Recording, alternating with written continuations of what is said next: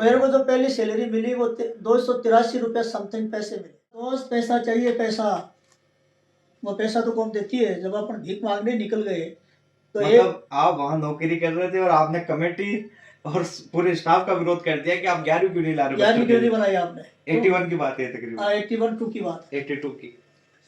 तो वो लोग कहा पैसा चाहिए दोस्त पैसा। वो जो पैसा बिना क्यों हुआ, लेकिन पैसा तो पूरी कौम है ना लगी हुई। 10वीं तक का पैसा दे रहे हैं तो वो 11वीं भी देंगी। ये कहकर मैं स्टाफ रूम में आके बैठ गया। थोड़ी देर बाद में वो आए, स्टाफ रूम के गेट से गए दोस्त, उनकी आदत तो शर्म का ये झाला देते थे, ए दोस्त इधर आना। जब मैं उठ के गया, वो आज के शामत आई, उनसे सब डरते थे वो थोड़े। लगा आज नौकरी गई। मैं दिलखुश से आपका पब्लिक वॉइस में स्वागत करता हूँ। आज हम जिस शख्सियत से बात कर रहे हैं वो सीकर की एक जानी मानी शख्सियत है। शिक्षाविदों में उनका नाम शुमार होता है। मेरे साथ आज मौजूद है सीकर के मशहूर शिक्षाविद खादिम हुसैन खत्री साहब। हाल ही में इनको जिला प्रशासन की तरफ से चिकित्सा के क्षेत्र में उत्कृष्ट कार्य करने पर सम्मानित भी किया गया है। इनकी उपलब्धियां तो बहुत है, आइए जानेंगे इनसे। और मेरे साथ सर आपका स्वागत है पब्लिक वॉइस में कि आपने अपना कीमती समय हमें दिया। जैसा कि सर हाल ही में आपको जिला प्रशासन से चिकित्सा के क्षेत्र में उत्कृष्ट कार्य करने पर सम्मानित भी किया गया। तो सर आज हम देख रहे हैं कि केजन हॉस्पिटल का एक बड़ी सी बिल्डिंग, केजन नर्सिंग कॉलेज, इतना सब कुछ आज आप कितने किया है चिकित्सा के क्षेत्र में भी, एजुकेशन के क्षेत्र में भी। तो आपका बचपन किस तरीके से था कि बचपन से एक था कि भाई हॉस्पिटल करेंगे, स्कूल करेंगे, कॉलेज करेंगे? बचपन तो मेरा भी आम बच्चों की तरह ही बचपन था। मैं तो बड़ा शरारती बच्चों में शामिल था, और खेलना कूदना, घर से बाहर रहना, ये मेरे नेचर में शामिल था। चौथी क्लास तक तो मैं करीब करीब स्कूल ही बराबर नहीं गया। और जब चौथी क्लास के हाफ ईयरली चली गई तो मेरे बड़े भाई थे, ताया जी के लड़के, जो हमारे भाई सम्मानित थे, हमारे साथ ही रहते थे। उनके फादरलेस थे, शब्बीर भाई, अल्लाह उनको जन्नत नसीब करे। तो वो मुझे ज़बरदस्ती कंधों में लाद के स्कूल ले गए। वार्ड नंबर 5 स्कूल, बगीची स्कूल में हमारी सेकेंड शिफ्ट में स्कूल लगती थी, विशांतियान स्कूल के नाम से। तो वहाँ अल्लाह जन्नत नसीब करे, अहमद खान नाम से अध्यापक हुआ करते थे। और स्कूल में भी सारे स्टाफ उनको सेठ जी के नाम से जानते थे। सेठ जी के नाम? सेठ जी के नाम से, उस जमाने में सेठ जी नाम उनका मशहूर क्यों हुआ? इसलिए कि वो बस रखते थे उस जमाने में, और उनकी दांता रोड पर बस चला करती थी। तो जब भी जाते थे उनको पार्टी करते थे स्टाफ में वो।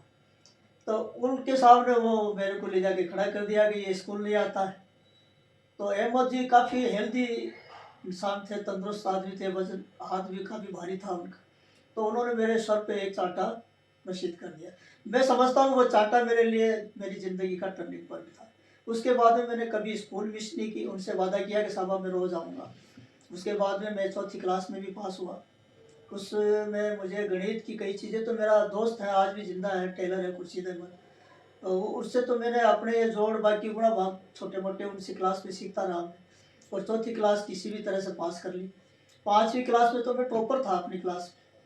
मतलब एक उस्ताद के एक चांटे से एक इतना चांटे तब्दीली से आई पूरा हो कि गया। अगले साल टॉपर। और फिर वहीं से मेरा दिमाग में ये बैठ गया कि मैं भी मास्टर बनूंगा, लेकिन किसी को मारूंगा नहीं। मतलब वो मार मेरे लिए बहुत भारी मार थी, उनका हाथ बहुत भारी था। और मैं आज ही दुबला पतला छोटा मोटा हूँ, तो उस वक्त कोई ज़्यादा हेल्दी था नहीं। मतलब उसी दिन सपना सजा लिया था कि अब टीचर ही बनेंगे। टीचर ही बनेंगे, अपने भी पढ़ के टीचर बनेंगे। तो फिर तो मेरी गाड़ी रुकी नहीं। 5वीं में टॉपर था, 6ठी 7वीं 8वीं में टॉपर रहा, 7वीं 8वीं में, और 9वीं 10वीं में। मतलब उसके बाद लगातार टॉपर का अपनी सिलसिला क्लास का जारी टॉपर रहा। ही बना रहा, और क्लास का मॉनिटर भी करीब करीब हमेशा हर क्लास में रहा। तो जैसे कि ये तो थी कि भाई आपके बचपन की भाई एजुकेशन में एक टीचर के थप्पड़ के बाद भाई समझ में आया कि शिक्षा क्यों जरूरी है। मतलब मेरी बुनियाद में मेरा ताया का लड़का बड़ा भाई एजुकेशन में इनका बड़ा पकड़ के रोल ले रहा। गया, और अहमद जी ने चांटा मारा उस दिन। उसके बाद में हमने तो कभी पीछे मुड़ के देखा ही नहीं पड़ा। परिवार की क्या स्थिति थी? परिवार में हम एक्चुअल में 7 भाई थे, एक ताया का लड़का वो था, 8 थे हम, और 2 हमारी बहनें थी। ताया की भी 4 लड़कियां। परिवार तो काफी परिवार बड़ा था, और वालिद साहब अकेले कमाने वाले आदमी थे, लेकिन वो उर्दू और अरबी के बहुत माहिर आदमियों में से थे। और उस्ताद जी के नाम से फेमस थे, कुरान बहुत पढ़ाया करते थे वो, औरतों को बच्चियों को घर घर जाते थे वो। जैसे खास तौर से मौला नील ग्राम के तो वो उस्ताद जी हुआ करते थे उस ज़माने में। और करीब करीब पूरा घर की जिम्मेदारी उनकी पे थी। तो कमाने वाले तो वो एक ही थे, बाद में भाई साहब भी पढ़ते थे, हम सब भाई भी पढ़ते थे, छोटे मोटे सब मिलकर। तो मेरा नंबर भाइयों में तीसरा है और बाकी छोटे थे 4 और। तो हम 7 भाई की जिम्मेदारी भी उन्हीं पर ही थी। तो जैसे कि भाई आपने भी कहा कि मैंने सपना सजाया था कि शिक्षक ही बनूंगा, तो इस सपने का आगाज कब हुआ? आगाज़ जब हुआ कि जब मैं कॉलेज चला गया, तो शिक्षक से पहले एक नया आगाज़ हो गया था। मैं जब सेकंड ईयर और थर्ड ईयर कॉमर्स में आया, तो वहाँ हमें फारूक साहब कमर्शियल प्रैक्टिस पढ़ाया करते थे। तो वो हमें partnership firm, sole trading company, ये सब पढ़ाते थे। कंपनी कैसे बनानी है, कंपनी के शेयर कैसे होते हैं, उनका रजिस्ट्रेशन। मतलब आप कॉमर्स के स्टूडेंट रहे तो हैं? मैं कॉमर्स का स्टूडेंट था। हालांकि मेरा शौक था साइंस में, लेकिन मेरे उस वक्त भी वॉमिट बहुत हुआ करती थी, और उस वक्त मेंढक काटने की प्रथा थी साइंस में। तो मगर मुझसे नहीं होगा, वो ब्लड देख के मुझे वॉमिट आती थी। तो मैंने साइंस ना लेकर फिर कॉमर्स लिया। कॉमर्स लिया तो उसमें भी मेरे साथ में खेल हुआ था। 9th क्लास में मेरा एडमिशन नहीं हुआ, जबकि मैं टॉपर था 8वीं क्लास में। कारण मेरा फार्म कहीं मिस हो गया था इसके स्कूल में। तो वहाँ भी हमारे गुरुओं ने हमारी मदद की। एक परतराम जी आर्य हुआ करते थे, कॉमर्स के हमारे क्लास टीचर थे। तो मैंने उनको कहा साहब मेरे साथ में ये क्यों हुआ? तो पहले साल तो मेरा एडमिशन किया उन्होंने। एडमिशन किया तो मुझे टाइप नहीं दी, तो फिर परतराम जी ने एक्स्ट्रा स्टूडेंट के रूप में मुझे टाइप भी दी। तो मतलब गुरुजनों का हमेशा आशीर्वाद हमेशा आशीर्वाद रहा। हमेशा आशीर्वाद हमेशा रहा। तो फारूक साहब जब पढ़ाते थे तो मेरा विचार आया कि यार अपन कंपनी क्यों नहीं बढ़ा सकते। तो आप ताजुब करोगे, सेकंड ईयर थर्ड ईयर में मैंने इंडस्ट्रियल एरिया सीकर में 3 प्लॉट अलॉट करवा के फैक्ट्री लगाई थी मैंने 1980-82 में। तो फैक्ट्री 80-81 में तो सोडियम सिलिकेट की फैक्ट्री लगा दी थी। वो किया, फिर बीकॉम किया, बीकॉम करके एमकॉम प्रीवियस और फाइनल किया। फाइनल करके इस्लामिया स्कूल में मास्टर बना। मास्टर बनना मेरा तो जैसे कि शौक आप था। बता रहे हो कि आपने फैक्ट्री लगा दी थी, तो फैक्ट्री कैसे चली? फैक्ट्री बढ़िया चली शुरू में, शुरू में और अच्छी बाद चली? में भी अच्छी चली। लेकिन फैक्ट्री क्या था, उसमें फर्नेस होती थी, एक भट्टी होती थी। तो उस वक्त जो फैक्ट्री के लिए कितना इन्वेस्टमेंट हुआ था? फैक्ट्री के लिए हमने उस वक्त 1.5 लाख रुपए तो बैंक से लोन लिया था। हालांकि बैंक के लिए सरकार मोटिवेट करती है, लेकिन वैसा है कुछ नहीं, सिस्टम में वैसा कुछ नहीं। मेरे को 9 महीने लगे फैक्ट्री का लोन सैंक्शन कराने के लिए। 9 महीने? और उस वक्त मैं जयपुर में अपनी बीएड किया करता था समर वेकेशन कॉन्ट्रैक्ट कैंप में, राजस्थान यूनिवर्सिटी में। तो मैं उद्योग भवन के पास ही एसबीआई का रीजनल ऑफिस होता था, तो उस ऑफिस में मैं करीब करीब रोज चला जाता था कि साहब क्या हुआ मेरी फाइल। और वहाँ मुझे आरएम जो होते थे रीजनल मैनेजर, वो चाय पिलाते थे, बाकायदा कॉफी पिलाते थे, लेकिन काम नहीं करते थे। लास्ट में मैं थक हार के और उनकी विजिलेंस में कंप्लेंट कर दी। कंप्लेंट के बाद हुई थी सुनवाई? कंप्लेंट के बाद में विजिलेंस आई। विजिलेंस ने मेरी पूरी फैक्ट्री देखी। फैक्ट्री का आधा से ज्यादा काम मैंने कर लिया था अपने पैसे से। बाद में फिर तो विजिलेंस की सुनी ना, तो फिर नाइट में मेरे पास लेटर आ गया कि आपका सैंक्शन हो गया। लेकिन सैंक्शन दिया तो तोड़ मरोड़ के आधा पर्दा दिया, तो चलो जो भी दिया दे दिया। और इस तरह से हमने 1981 में फैक्ट्री चालू कर दी। अकेले थे या साथ में पार्टनर थे? साथ में साथी था, मेरा दोस्त था गुलाम अली, आज भी हयात है। तो जैसे कि आपने बताया अभी कि भाई फिर शिक्षक का सफर कब शुरू हुआ? 81-82 में आप अध्यापक की तरफ लौटे। फरवरी 81 में मैं इस्लामिया स्कूल में कॉमर्स के टीचर थे श्री राम महिला जी, वो गवर्नमेंट में चले गए, तो वो जगह खाली हुई उनकी। और वो पीक टाइम था एग्जाम का, तो इस्लामिया स्कूल को कोई टीचर की जरूरत थी। तो हमारे पास इस्लामिया स्कूल के इंग्लिश के टीचर थे, हुआ करते थे फुल मोहम्मद जी, बाद में तो वो प्रिंसिपल बने। वो मेरे पड़ोस में ही रहते थे, मोहल्ला की पड़ोस के मोहल्ला में थे। तो वो मेरे पास आए, बोले भाई साहब वो आप आना कर स्कूल में। स्कूल चला गया। मेरे को 10 दिन तक ऑन ट्रायल रखा उन लोगों ने। 10 दिन तक? कारण मेरी फिजिक्स जो थी ना, फिगर थी ना, वो छोटी थी। मैं तो अब भी उस वक्त स्ट्रक्चर हो इतना ही था उस वक्त। मतलब उनको लगा कि क्लास बड़े बच्चे हैं, क्लास कंट्रोल हो या ना हो, पाएंगे। लेकिन उस वक्त बच्चे भी बड़े जहीन थे माशाल्लाह, सब बच्चे अच्छे थे। वो मेरा पहला बैच है ना, आज भी मुझसे मिलता है, सब कामयाब है वो बच्चे। तो आप फिर सफर आगे चला, टीचिंग के बाद आप प्रिंसिपल भी रहे? प्रिंसिपल साहब फिर माना 10 दिन बाद में सेक्रेटरी हुआ करते थे हुसैन खान जाटू जी पटवारी जी, पुराने सेक्रेटरी थे इस्लामिया स्कूल के। और चूंकि गवर्नमेंट एम्प्लॉय रहे थे, तो उन्होंने मेरा इंटरव्यू लिया। उस वक्त वो यहाँ न्यायालय परिसर में बिल्डिंग बना रहे थे, ठेकेदार भी थे वो। तो वहाँ वो मेरे को शाम को लेके गए क्लास छुटने के बाद। साइड के ऊपर इंटरव्यू हुआ? साइड के ऊपर इंटरव्यू हुआ, और उन्होंने कहा हाँ, तो बोले केली शो, बोले साहब जो भी दो, वो कितने नंबर आए? पहली तनख्वाह क्या हो गई थी? नंबर बता दिए मैंने उनको। तो बोले कुछ ज़्यादा थोड़ी है मेरे लड़के को, जिससे भी ज़्यादा है। उनके लड़के हैं खुर्शीद साहब इंजीनियर, जो अपने यहाँ RACB के एक्शन से रिटायर हुए हैं। तो वो यही थे आपके ज़माने के, अच्छे थे। तो मैंने कहा सर अब उनका मैथ्स का मामला था, मेरा कॉमर्स का है। अब तो पहली सैलरी क्या थी इस्लाम में उसको? मेरे को जो पहली सैलरी मिली वो 283 रुपये समथिंग पैसे मिले महीना महीना की। 283 रुपए। आप 81 की तो बात दो कर चार रहे पाँच चार कम रहे होंगे दिन। वो 10-5 तारीख से मेरी सैलरी थी, वो 10 दिन की सैलरी दी नहीं। हुसैन खान जी ने कहा वो 10 दिन का पैसा तो देंगे नहीं जो हमने ट्रायल पर रखा, बाकी दे देंगे। ठीक है सर। तो इसलिए वो कटपिट के 283 रुपया या 87 रुपया कुछ पैसे मिले थे मेरी पहली सैलरी। पहली सैलरी। क्या अनुभव था उस वक्त? अनुभव की बात थी कि वहाँ फतेह मोहम्मद जी मरहूम, अल्लाह उनको जन्नत नसीब करे, वो प्रिंसिपल थे वहाँ, हेडमास्टर थे। उसको तो हेडमास्टर थी कि 10वीं तक स्कूल थी इस्लामिया।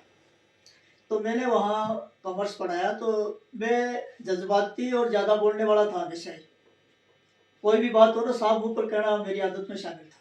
तो मैंने फतेह मोहम्मद जी ने कहा इतनी साल हो गई, सारी फॉर्म लगी हुई, स्कूल बनाई तो केवल 10वीं तक, इसको 11वीं क्यों नहीं करते हो, ताकि बच्चा यहाँ 11वीं पढ़कर सीधा कॉलेज है। मतलब आपने मुद्दा उठाया था जब मुद्दा आप उठाया शिक्षक मैंने। थे हाँ, कि भाई इसको 11वीं क्यों नहीं किया जा 11वीं रहा? क्यों नहीं किया आपने? ने कहा दोस्त पैसा चाहिए पैसा। वो पैसा तो कौन देती है, जब अपन भीख मांगने निकल गए तो एक मतलब आप वहाँ नौकरी कर रहे थे और आपने कमेटी और पूरे स्टाफ का विरोध कर दिया कि आप 11वीं क्यों नहीं ला रहे? 11वीं क्यों नहीं बनाई आपने? 81 की बात है तकरीबन। 81-2 की बात। 82 की। तो वो लोग कह पैसा चाहिए दोस्त पैसा। वो जो पैसा बिना क्यों हुआ है, लेकिन पैसा तो पूरी कौम है ना लगी हुई। 10वीं तक का पैसा दे रहे हैं तो 11वीं भी देंगे। ये कहकर मैं स्टाफ रूम में आके बैठ गया। थोड़ी देर बाद में वो आए, स्टाफ रूम के गेट से गए दोस्त, उनकी आदत तो शामिल था, यूँ झाला देते थे, ए दोस्त इधर आना। जब मैं उठ के गया वो आज के शामत आई, उनसे सब डरते थे वो थोड़े। लगा आज नौकरी गई। बोले आपने कहा है बात तो सही है आपकी, तो वो थोड़ी हिम्मत हुई मुझे, चलो कोई बात नहीं। बोले आपने कहा बात तो सही है 11वीं कर लें, लेकिन 11वीं करें तो गवर्नमेंट क्या करती है कि आज अर्जी लगाए तो अपन को अंडरटेकिंग देनी पड़ती है कि 5 साल तक आप एड नहीं मांगेंगे हमसे। तो 5 साल तक आप इसी तनख्वाह में पढ़ाएं तब तो हम 11वीं की अप्लाई कर दें। तो मैं बोला साहब डन। मतलब आपने उसी वक्त डन कर दिया डन कर दिया। कि दोस्त 300 रुपए महीना से आप पढ़ाने के लिए तैयार है, चाहे 5 साल रख लो। 5 साल कौम का भला होना चाहिए। हाँ, बस 11वीं करवा आप इसको। तो क्योंकि वजह क्या थी कि 10वीं पढ़कर बच्चे 11वीं में जाते थे, तो या तो एसके में जाते, या जैन में जाते, या विदाउट में जाते, या इंडिविजुअल में लाएंगे। दूसरी स्कूल में जाकर फिर स्कूल में जाने का मतलब वो डमाडोल हो जाते थे, आधे जाते नहीं थे। मतलब बहुत से पेरेंट्स को तो ये लगता था कि भाई यहाँ से अगर अपन दूसरी जगह ले जाएंगे इस अच्छा था तो भेजो है, पढ़ाओ मत, इसको छुटवा दो। बच्चा ही छोड़ देता था नई जगह जाने के चक्कर में। तो उन्होंने कहा दोस्त आपके साथ में कॉमर्स तो हो जाएगी, आप साइंस वाले जफर साहब को भी तैयार कर लो, अल्लाह जन्नत नसीब करे। जफर जी बाद इंतकाल हुआ है। मैंने उनको बुलाया, वो हम दोनों पार्टनर के रूप में फेमस थे वहाँ, हम साथ ही रहते थे। मैंने उनको बुलाया, भाई साहब ये सी बात है, साइंस खोल ले, वहाँ बोल तैयार है 5 साल के लिए। तो आप ताजुब करोगे कि मैंने 5 साल कॉमर्स के चारों सब्जेक्ट पढ़ाए, 8 पीरियड पूरे होते थे मेरे। 8 पीरियड। मैं बीके पढ़ाता था, कमर्शियल प्रैक्टिस सीपी पढ़ाता था, बैंकिंग पढ़ाता था, और जिनके बैंकिंग नहीं होती थी उनके टाइप होती थी, तो हिंदी इंग्लिश टाइप पढ़ाता था। तो 5 साल तक बराबर उसको पढ़ाया। तो 5 साल बाद फिर प्रिंसिपल बाद में क्या हुआ कि इनको एड तो मिली नहीं, और हमें फिर इन्होंने सेकंड, मैंने वो बीएड में कर ही रहा था 3 साल के अनुभव के आधार पर। जयपुर में गवर्नमेंट की एक स्कीम आई थी कि अगर कोई कर्मचारी है और उनको 3 साल हो गए पढ़ाते हुए तो वो अप्लाई करो, हम उनको बीएड कराएंगे समर स्कूल कॉन्टेक्ट कैंप में। तो 1.5 महीने की छुट्टियों में, 15 दिन की दीपावली की छुट्टियों में क्लास लगेगी उनकी, और 2 साल लगेंगे उनको। तो उनको हम बीएड की डिग्री दे देंगे तो वो ट्रेंड हो जाएंगे। तो उनकी पूरी ऑल ओवर राजस्थान वैकेंसी निकली थी, कॉमर्स की केवल 30 वैकेंसी थी, उसमें मेरा 6ठा नंबर था। और फिर मैंने बीएड की राजस्थान यूनिवर्सिटी से। ये कौन से सन की बात कर रहे हैं? ये 85 की बात है।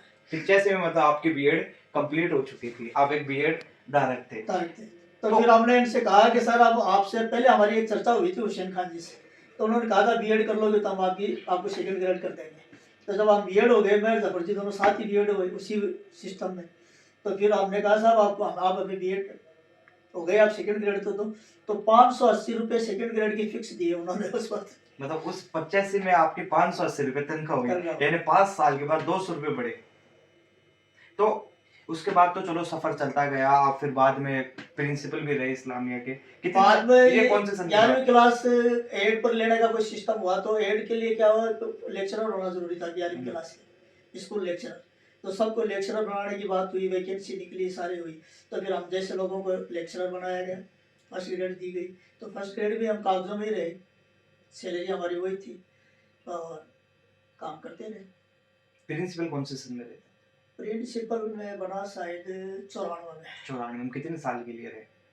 उस वक्त 6 महीने के करीब। 6 महीने आप प्रिंसिपल। कैसा रहा 6 महीने का अनुभव? वो अनुभव थोड़ा अच्छा नहीं रहा था। आपसे इसलिए नहीं रहा कि वहाँ थोड़ा सा 2 वकील साहिबान से मेरा कोई लफड़ा हो गया था, वो मुकदमा हो गया उनका, वो हो गया। मतलब उनके मौलवी बच्चों ने वो स्टाफ को तंग करना शुरू कर दिया, कई तरह की बातें हुई, तो मैंने रिजाइन। चलो वो तो उससे रिजाइन। फिर बाद में फिर से एक बार आपको उसके बाद में चुनाव हुए स्कूल के, ओपन चुनाव हुए पूरे शहर के मुसलमानों के। कौम ने मेरा साथ दिया, मेरे कोई मेंबर बनाए नहीं थे।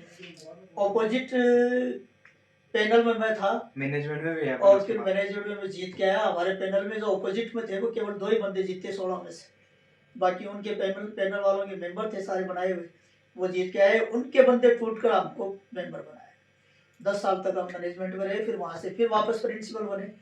तब हम 1.5-2 साल तक फिर प्रिंसिपल रहे। तो हमारी तो इच्छा यही थी कि अब हम अपनी बनाएंगे, लेकिन बनाने से पहले फिर मैनेजमेंट से कुछ छोटी मोटी बात हुई। मैनेजमेंट ने रिजल्ट थोड़ा कमज़ोर रहा तो हमें नोटिस दिया तो हमें थोड़ा अच्छा लगा नहीं। तो हमने कहा भैया आप ले लो, आपका इस्तीफा ले लो, अब तो क्या दिक्कत है। तो उन्होंने मतलब उस दिन इस्लामिया स्कूल से लगभग आप लेफ्ट हो गए, मैनेजमेंट से भी दूर दूर हो गए। हो तो बैग हाथ में रखते थे, साथ में उठाया बैग और चल पड़े। फिर ये केजीएन की स्थापना करने का केजीएन से पहले क्या हुआ, फैक्ट्री तो मेरी थी, तो मैं सीधा इंडस्ट्रियल एरिया चला गया, वहीं बैठे रहे। वहाँ बैठे रहे तो हमारे साथी लोग आए, अयूब जी, इनके साथ याकूब जी जो वहाँ बायोलॉजी के लेक्चरर थे, उनके साथ मोहम्मद अली जी जो मेरा स्टूडेंट भी था, कॉमर्स का लेक्चरर था, क्योंकि प्रिंसिपल बन गया तो वो लेक्चरर बन गए थे। 3 तो ये हो गए। एक निशार जी जाटू, वो भी अध्यापक थे गवर्नमेंट में, लेकिन मेरे स्टूडेंट थे, क्योंकि जब मैं आया था स्कूल में तो वो थे तो साइंस में, लेकिन स्कूल तो 10वीं तक ही थी ना उस वक्त, तो वो हम उनके उस्ताद थे। तो ये चारों बंदे इंडस्ट्रियल एरिया में आए मेरे पास और आके बोले साहब अपन को स्कूल खोलनी है। मुझे यार अब सीनियर स्कूल का प्रिंसिपल छोड़कर हमें मुझसे स्कूल प्राइमरी स्कूल थोड़ी चलाई जावा। बोले नहीं साहब आपस में मिलकर चला सकते, तो माना सिर्फ 2 घंटा दे दो। ते 2 घंटा बेटे रहे जो स्कूल दम जैसी स्कूल चल पड़सी, कौन थाना जो जाना है वो बच्चा बेसी। मैं 60 बच्चे तो स्कूल का उद्देश्य क्या था? 60 बच्चे ट्यूशन पढ़ाता था, एक से भी पैसा नहीं लेता था, इसलिए वो बच्चे आज मेरी इज्जत करते हैं। मतलब कभी पैसा लिए नहीं ट्यूशन के? चला के किसी से कहा नहीं पैसा दे। और दूसरे उनकी फीस ज़्यादा होती है, और अपन चाहते भी हैं बच्चों को पढ़ा, कुछ खास उनको पढ़ाया भी नहीं जा रहा है। अपन अगर इंग्लिश मेथड में इनसे मेथड करेंगे, इंग्लिश सिस्टम में इनके साथ मेहनत करेंगे तो बच्चे बढ़िया बन सकते हैं, कौम की खिदमत हो जाएगी। मतलब समाज में कोई ऐसी स्कूल नहीं थी जिसमें तरबियत के साथ इंग्लिश मीडियम दी जाए, तब जाके ख्याल आया कि इंग्लिश मीडियम स्कूल की स्थापना की जाए। दूसरी वजह ये थी इंग्लिश मीडियम बनाने की कि हम इस्लामिया स्कूल के बराबर में हिंदी मीडियम खड़ी नहीं करेंगे। स्कूल कौम की है, कौम की स्कूल चल रही है, उसमें कौम को बहुत फायदा हो रहा है, और हम कंपटीटर बन के उनके सामने हिंदी मीडियम आ जाए, हमें ये मंजूर नहीं था।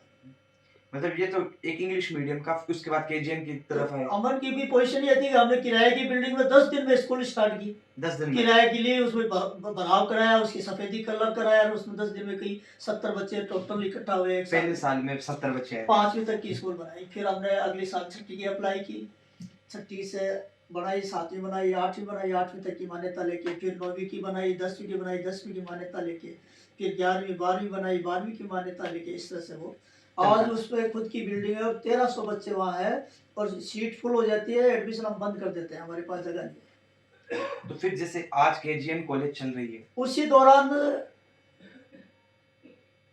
जब मैं प्रिंसिपल था तो हम बैठे बैठे बात किया करते थे। तो हमारे साथी सबीर हसन जी जो पहला प्रधानाध्यापक थे इस्लामिया के, और जफर जी और मैं, तीनों बैठे थे। मगर यार एक नर्सिंग स्कूल, नर्सिंग कॉलेज बना लिया। कारण क्या है, वो बीजेपी को बिलोंग करता था, और विधायक थी राजकुमारी शर्मा, उनका लड़का अभिषेक मेरा साथी था। तो वो बैठे बैठे यही बात करते थे, बोले भाई साहब क्यों करा, वो करा तो फिर नर्सिंग कॉलेज करना, और कुछ करने से क्या साल, स्कूल तो हमने करी लीक।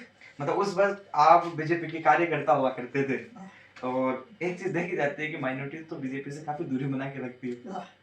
तो आप उस दौर की बात कर रहे हो, उस वक्त उस वक्त तो मतलब ये समझो टोटल धारा से विपरीत धारा में था मैं। मतलब जस्ट राजकुमारी शर्मा के लड़के हैं वो आपके दोस्त है, उसके बाद नर्सिंग कॉलेज की तरफ कहीं आना हुआ, तो कौन सी सन की बात है वैसे? ये है 2005 की, 4-5 की। 4-5 में केजीएन कॉलेज की स्थापना हुई। हमने ट्रस्ट बनाया, पहले ट्रस्ट डीड बनाई, रजिस्टर्ड ट्रस्ट करवाया 17 सितंबर 2004 को। 17 सितंबर 2004 को केजीएन की ट्रस्ट स्थापना डीड बनाया भारतीय education culture and welfare trust के नाम से। तो पहली साल केजीएन में कितने बच्चे हैं? तो पहली साल की तो कहानी अलग है। पहले अब हमने ट्रस्ट बना लिया तो उसके बाद में अप्लाई किया गवर्नमेंट से। हमने अप्लाई किया तो राजकुमारी जी के साथ में मैं मुख्यमंत्री वसुंधरा जी के पास गए, हम उनके रेजिडेंट्स पे, और हमने अपनी फाइल उनको पेश की। उस वक्त में शबीर हसन जी, जफर जी, राजकुमारी जी थे।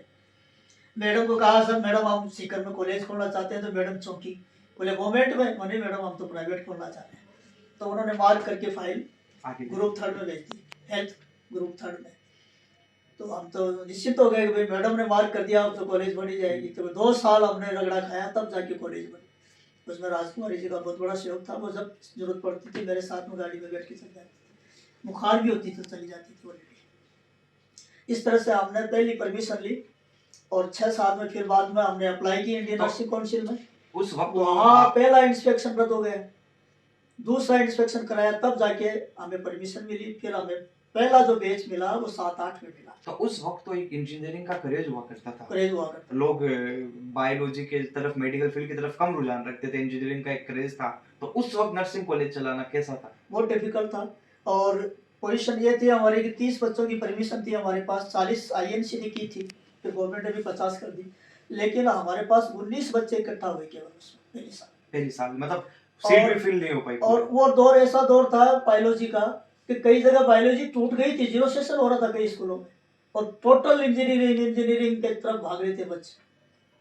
तो हमें बायोलॉजी के बच्चे नहीं मिलते थे। हम बहुत कोशिश करके, हिम्मत करके उसको चलाई। मतलब इंजीनियरिंग का वो दौर था और कॉलेज में बच्चे मिल नहीं रहे थे, क्योंकि बायोलॉजी में बच्चे थे ही नहीं उस वक्त, बहुत कम बच्चे थे। लेकिन फिर भी चूंकि हम माइनॉरिटी से बिलोंग कर रहे थे, लोगों से कॉन्टेक्ट था, ताल्लुकात था, लाइजन था, तो फिर बच्चे थोड़े थोड़े आते रहे। अब मैं इसके बीच में, जैसे ये तो चलो अपन बातचीत करें, मैं आपकी ये बात फिर से सुनूंगा, काफी इंटरेस्टिंग है आपकी ये कहानी। अब इसमें मैं एक यहाँ जैसे हम मैथ और बायोलॉजी की आज बात करें, तो पहले जो दौर था लोगों में मैथ को लेकर और इंजीनियरिंग को लेकर क्रेज था, वो कहीं ना कहीं आज मेडिकल फील्ड को देखने को लिए मिलता है। तो आज जो इंजीनियरिंग की स्थिति है, क्या भविष्य में ये स्थिति फिर से हो सकती है क्या, कि केजी जो ये नर्सिंग वालों के साथ में, जैसे आज मेडिकल फील्ड का लोगों में क्रेज है? एक्चुअली ये जो इलेक्ट्रॉनिक मीडिया का जो सिस्टम डाउन हुआ ना, उससे इंजीनियरिंग फ्लॉप हुई और फिर बहुत ज़्यादा इंजीनियरिंग कॉलेजेस हो गई। मैथ्स के बच्चे कितने होते हैं, मैथ्स में बच्चे, और फिर उनका पास करने का सिस्टम बड़ा टफ था इंजीनियरिंग का। इजी तो नर्सिंग में भी नहीं है, लेकिन नर्सिंग कम से कम थ्योरेटिकल पोर्शन ज़्यादा है, वो सारा प्रैक्टिकल पोर्शन है, मैथ्स का पोर्शन है, और फिजिक्स ज़्यादा होती है, तो वो ज़्यादा टफ पड़ता है इंजीनियरिंग। तो इंजीनियरिंग में बच्चे आसानी से निकलते नहीं है, मतलब एडमिशन तो लेते हैं पर बन के बहुत कम निकलते हैं। लेकिन बायोलॉजी में, इंजीनियरिंग में अगर आपको सर्विस नहीं मिलती है, आप बड़े शहर में नहीं है, तो हर तरह की सर्विस अवेलेबल नहीं है। भाई इलेक्ट्रॉनिक ले लिया या इलेक्ट्रिक ले लिया या मैकेनिक ले लिया, तो मैकेनिक के लिए यहाँ बड़ा कारखाना कौन सा आपका? तो नर्सिंग में देखा तो, और नर्सिंग के लिए तो अस्पतालों की, प्राइवेट अस्पताल है, गवर्नमेंट अस्पताल है, खुद की क्लिनिक बना के बैठ जाता है बच्चा, इंजेक्शन ही लगाता रहता है, तो वो भूखा नहीं रहेगा नर्सिंग वाला।